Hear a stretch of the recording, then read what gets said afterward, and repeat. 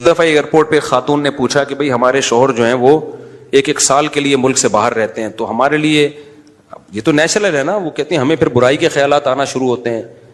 تو انہوں نے کچھ سوال پوچھے، وہ حیا کے خلاف ہیں، میں اس کو نہیں یہاں ڈسکس کر سکتا. میں نے ان سے کہا میاں کے علاوہ آپ کے پاس کوئی راستہ نہیں ہے اپنی خواہش پوری کرنے کا. تو وہ کہنے لگے پھر ہم کیا کریں، میاں بھی مجبور ہے. وہ کہہ رہے میں کیسے، اور اپنے ساتھ رکھ نہیں سکتا میاں، کیونکہ جو ہے وہ اس کے پاس اتنی تنخواہ نہیں ہے کہ بیوی کو رکھ سکے. تو چند کیس ایسے ہوتے ہیں. اصولی طور پر تو میاں کو چاہیے اللہ پہ توکل کرے، غریب بھی ہے نا اپنے ساتھ اپنی بیوی کو رکھے. کوئی بات نہیں، میاں بیوی دونوں روکھی سوکھی مل کے کھا لیں گے، کم پہ گزارا کر لیں گے. جو بیویوں کو چھوڑ کے ایک سال دو سال کے لیے باہر جاتے ہیں، یہ شریعت میں بالکل پسندیدہ نہیں ہے. اللہ نے بیوی کو صاحبہ کہا ہے، ساتھ رہنے والی. مجھے وزیر آباد میں 1 مہینہ رہنا تھا، یہ بات ہوگی 2006 یا 2007 کی. انہوں نے کہا کہ 1 مہینہ آپ نے یہاں اسٹے کرنا ہے. بیانات کے سلسلے میں نا مسجد 1 مہینے کے لیے میرے حوالے کی تھی. تو میں نے کہا بھائی میں تو بیگم کے بغیر 1 مہینہ نہیں رہ سکتا، بچے بھی تھے میرے. تو میں نے کہا 1 مہینہ میں نہیں رہ سکتا، مجھے بیگم بچے چاہیے، ان کا بھی ٹکٹ دو تو میں یہاں رہوں گا ورنہ نہیں رہوں گا. تو انہوں نے پھر بیگم بچوں کا بھی ٹکٹ دیا. وہ گھر والوں کے ساتھ رہ لیتے ہیں آدمی تمیز سے، ورنہ بیگم کے بغیر ہمارے لیے تو بڑا مشکل ہے اتنا لمبا عرصہ رہنا. مجبوری میں رہنا پڑتا ہے تو ایک الگ بات ہے، لیکن ہے مشکل کام. چاہے کتنے بھی آدمی کے میاں بیوی میں جھگڑے ہو نا، نہیں رہ سکتا بھائی. تو 1 سال کے لیے پتہ نہیں کیسے رہ لیتے ہیں لوگ بیگم کے بغیر. ٹھیک ہے ان کی مجبوری ہوتی ہے، میں مانتا ہوں، لیکن اس میں کوشش کرو اللہ پہ توکل کرو. بیگم روکھی سوکھی کھا لیں گے، لیکن اللہ میاں نے بیگم کو صاحبہ کہا ہے قرآن میں. صاحبہ کا مطلب ساتھ رہنے والی. صاحبہ کا کیا مطلب ہے؟ ساتھ رہنے والی. تو اس کا مطلب جب شادی ہو گئی تو وہ پھول ترو کی طرح تمہارے ساتھ چپک گئی ہے. پھول ترو کی طرح اس لیے کہہ رہا ہوں کہ لوگ پسند نہیں کرتے، لیکن اللہ نے اس کو آپ کے ساتھ کیا کر دیا ہے، اب جہاں جاؤ گے بیگم صاحبہ ساتھ ہوں گی. آپ شارٹ ٹائم کے لیے جانے کا الگ بات ہے، لانگ ٹائم کے لیے جانا ہے تو بیگم آپ کے ساتھ اللہ نے بولو چپکا دیے. وہ خود بھی گناہ سے بچے گی، تم بھی گناہ سے بچو گے. تو اس لیے یہ طریقہ ٹھیک نہیں ہے سال کے لیے میاں بیوی کا دور رہنا. اور پھر خواتین بھی پریشان ہوتی ہیں. تو گناہ کسی کے لیے بھی حلال نہیں ہے. میں نے اس خاتون سے کہا کہ 1 سال آپ کا شوہر باہر ہے، کیا اس کے لیے حلال ہے گناہ کرنا وہاں پہ؟ جب اس کے لیے حلال نہیں ہے تو آپ کے لیے بھی حلال نہیں. تو اللہ میاں نے صرف یہی رکھا ہے کہ ایک دوسرے کی خواہش پوری کر سکتے ہیں میاں بیوی، اس کے علاوہ ان کے پاس کوئی آپشن نہیں ہے. تو اب پھر بھی نہیں آ رہا میاں، تو میں نے ان خاتون کو یہ کہا کہ اپنے آپ کو بزی رکھیں. آپ کیا رکھیں بھائی؟ کوئی پازیٹیو ایکٹیویٹیز میں اپنے آپ کو کھپا دیں. ایسی موویز تو ویسے بھی ٹھیک نہیں ہے دیکھنا، خاص طور پہ فحش موویز دیکھنا اور ٹک ٹاک پہ صبح و شام بے حیائی.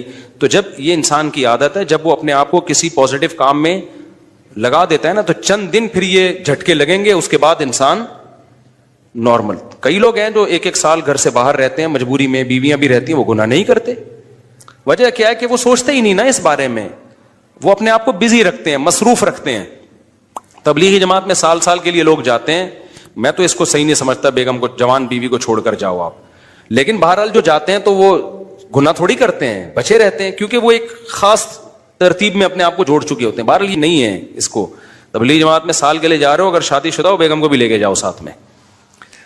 ہم تو یہی کہتے ہیں تبلیغ والوں سے بھی، بھائی اگر سال کے لیے جا رہے ہو نا، تو یہ زمانہ بہت خطرناک زمانہ ہے. حضرت عمر نے جہاد میں نہیں چھوڑا تھا، تو یا اس کے لیے جو ہے وہ ایجڈ ہو گئی ہے، بوڑھی ہو گئی ہے، ایک الگ بات ہے. لیکن آج کل بہت مسائل کھڑے ہونے کا خطرہ ہوتا ہے.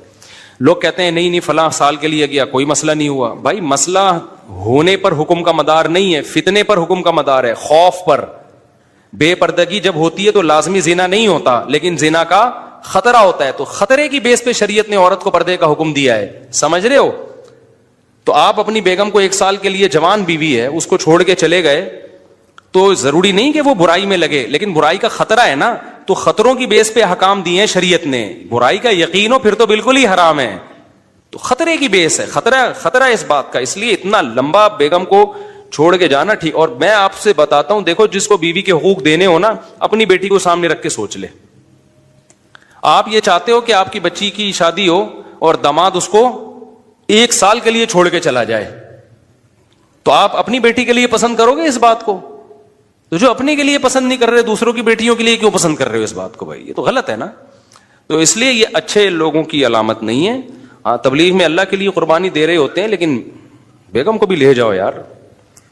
سمجھتے ہو گے نہیں سمجھتے؟ یا پھر شادی کے بغیر پہلے سال لگا لو, شادی کی ہے تو پھر بیگم کو ساتھ لے کے جاؤ. تو بڑے مسائل کھڑے ہونے کا خطرہ ہوتا ہے آج کل. تو اس لیے اس میں جب, اور اگر نہیں ہے کوئی صورت نہیں بن رہی ہے, تو پھر اپنے آپ کو مثبت ایکٹیویٹیز میں اتنا کھپا دو. تو میں آپ کو گارنٹی سے کہتا ہوں چند دن چند مہینوں کے بعد آپ کے دماغ سے وہ خیالات نکل جائیں گے. تو آپ مصروف کر دو گے اپنے آپ کو, لیکن اس بیس پہ آپ کے لیے کوئی بھی گناہ حلال نہیں ہے, گناہ حلال نہیں ہوگا آپ کے لیے. اچھا بھائی, طاہر شمیر رحیم یار خان انٹرچینج سے جب بھی گزر ہو میرے پاس کھانا کھا کے جائے. ٹھیک ہے انشاءاللہ, صلو علی الحبیب. چلیں کبھی گزریں گے تو.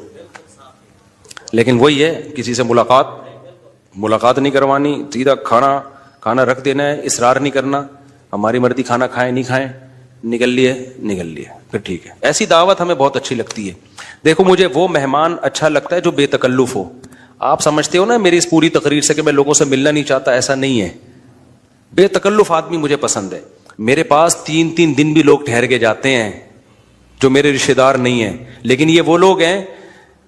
کیسے لوگ ہیں؟ ابھی پشاور سے میرے پرانے دوست آئے ملنے کے لیے, آئے, میں نے کہا السلام علیکم, کیا حال ہے, سب سیٹ چل رہا ہے, الحمدللہ. اس کے بعد پتہ نہیں میں بھول گیا, وہ خود ہی جا کے کھانا کھا رہے ہیں. میں تو مصروف آدمی ہوں بھائی, خود ہی کھانا کھا رہے ہیں, لیکن برا نہیں محسوس کر رہے. پھر جب مجھے ٹائم ملتا ان کو بلا لیتا, آ جاؤ یار بیٹھتے ہیں, جا بھائی چائے بنا کے لاؤ, بھائی ان کو بھی پلاؤ مجھے بھی پلاؤ. پھر کھانے کے ٹائم پہ مجھے یاد آیا ارے وہ آئے ہوئے ہیں, میں نے کہا آپ بھی آ جاؤ کھانا کھا لو. انہوں نے کھانا کھا لیا, صحیح ہے نا. پھر بھول گیا میں کہاں گئے, پتہ نہیں کہاں گئے. پھر اگلے دن مجھے یاد آیا اڑے بندہ آیا ہوا ہے بھائی, لیکن وہ ناراض نہیں ہو رہا. پھر میں آیا, جب میں فارغ ہوا میں نے کہا آ جاؤ یار, میں نے فلاں جگہ جانا ہے بیان کے لیے, آپ بھی میرے ساتھ ہی گاڑی میں آ جاؤ. اپنے ساتھ گاڑی میں بٹھایا, لے گئے ان کو, بیان کیا, گھمائے, پھر آیا اپنے ساتھ ہی واپس لے. پھر بھول گیا میں, پتہ نہیں بندہ گیا کہاں پہ. تو وہ ناراض نہیں ہوئے. 3 دن اسی طرح ہم نے ہنسی خوشی گزارے. اس کے بعد وہ نکل لیے. انہوں نے کہا میں پشاور پہنچ چکا ہوں. میں نے کہا یار کوئی میری طرف سے کوتاہی ہو گئی, معاف کر دینا. کہہ رہے کہنا تو یہ چاہیے تھا, بدتمیزی کی انتہا کر دیا آپ نے. لیکن وہ خوش تھا. تو ایسے بندے 100 دفعہ ہیں. میں نے تو ایک کمرہ اسپیشل مہمانوں کے لیے بنایا ہوا ہے, واش روم کے ساتھ, کہ مہمان آئیں اسٹے کریں یہاں پہ. لیکن وہ مہمان جو تکلف والا نہ ہو کہ جی پوچھا نہیں مجھے ناشتے میں مفتی صاحب نے, بھائی ہماری بہت ٹینشن ہے, ابھی یہ تجھے پوچھیں گے تو ہم تو گھر والوں کو کون پوچھے گا. ہاں کوئی بہت میرے ٹیچر آ جائے نا, استاذ آ جائے, معزز مہمان, کوئی بہت ہی اپر لیول کا, میرے ٹیچر آ جائے, میرا چاچو آ جائے, وہ چاچو تو میرے بیچارے انتقال ہو گیا, میرے ماموں آ جائیں, تو ان کے ساتھ یہ سلوک نہیں ہوگا.